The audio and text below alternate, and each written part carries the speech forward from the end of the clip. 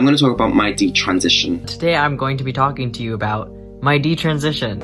I've obviously decided to detransition. I am a detrans woman. Or I'm just a woman, actually. I am a female to male to female detransitioner.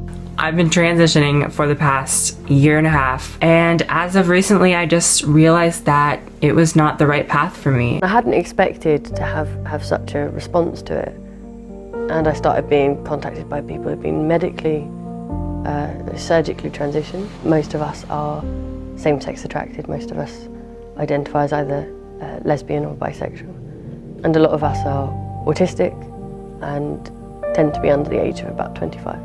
I'm 21 years old. It's really sad that there are not more butch role models in the media. I remember growing up and hearing such critical things from my parents about mannish lesbians, mannish, hairy, man-hating lesbians. And when I came out as bisexual and then later came out as gay, my parents were like, well, that's fine as long as you're not one of those lesbians. And I was just like, I think I'm already one of those lesbians. I couldn't accept myself for being a lesbian. My grandmother on my mum's side, she was very adamant in her belief that being gay is like a sin, that it's not natural. She's very Christian. And so she didn't know that I liked girls at that point, but she was just made it known, I suppose. And so, upon realizing that I liked girls, I felt guilty and sick. I do believe that a lot of internal homophobia played a part, played a big part. Around that time was the Orlando Pulse shooting, and Trump was just coming into office, and I was honestly really scared to be gay at the time. I remember this. I actually just remembered this a few days ago and realized that this might have been subconsciously like a cause for me to think that I wanted to transition. I was really scared to be myself at the time. I was so scared of getting hurt, getting killed, not being accepted. I remember hearing about how Trump's assistant or whatever wanted to like go back to doing like gay electroshock therapy, and I was like, y'all, I can't be here right now on this planet. And I think I just really wanted to escape myself and honestly like create a new person and just like escape my life, which I realized that you can't fucking do. In puberty, going through puberty, like my body was changing and I was like, I fucking hate this shit. I hated my boobs. I hated my thighs, my hips, everything, literally everything. I was like, I wanna just take my brain and just put it in somebody else's body. It wasn't even necessarily a man's body. I was just like, I don't want this. I don't want whatever the fuck this is. And my mom was like, this is normal for you to feel this way. But I was a moody fucking teenager, and I was like, you don't understand, Mom. I'm a sensitive bitch. I'm a moody bitch. Somebody says, very uncomfortable in my own skin, hated my periods, wanted to be a boy because they didn't have to go through that every month. Very happy to be a woman now. Hating your period is such a universal female experience that is not talked about. And especially having painful periods every month or even more than that is like so taboo to talk about that people just don't.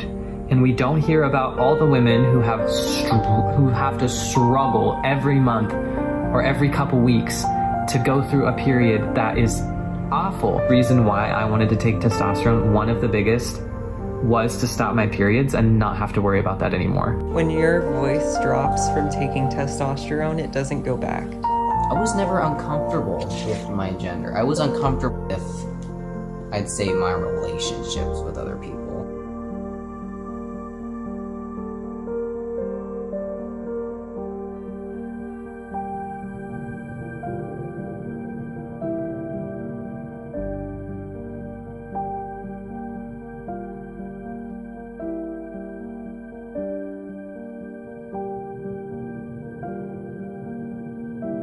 I recently detransitioned, probably like a month and a half ago, and I've been actively living detransitioned into a woman for like 2 days now.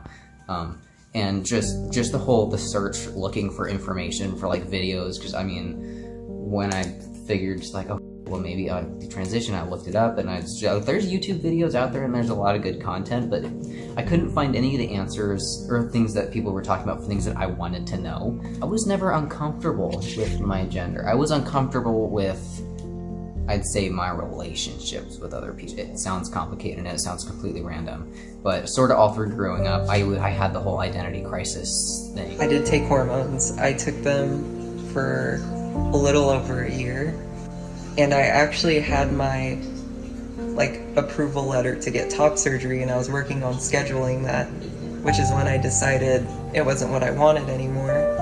And it was a really scary time. I was scared I was gonna lose everything.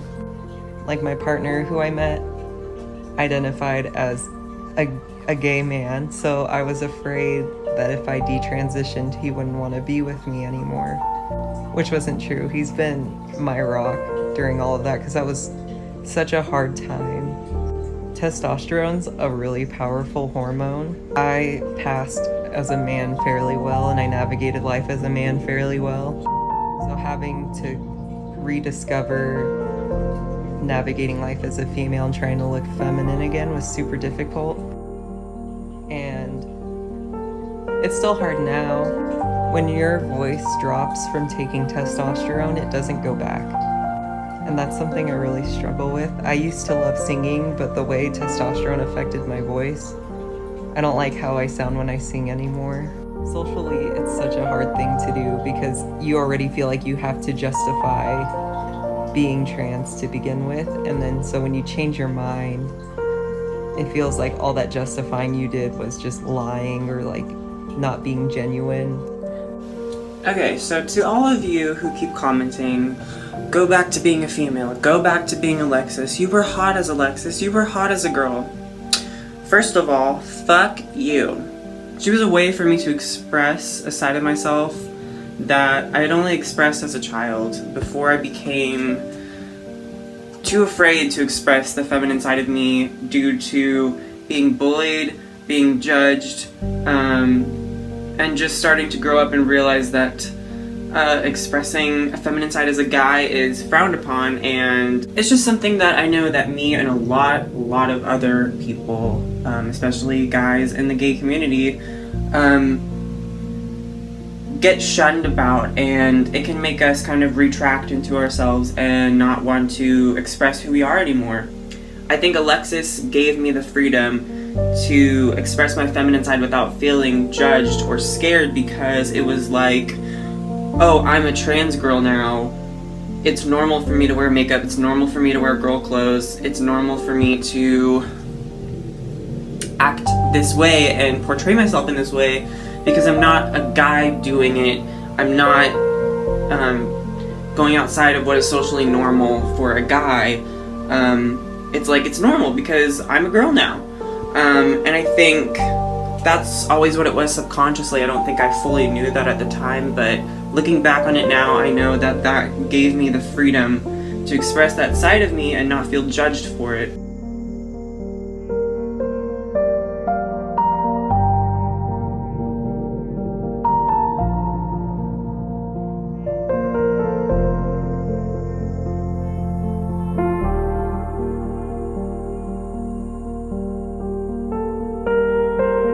Calvin was shit.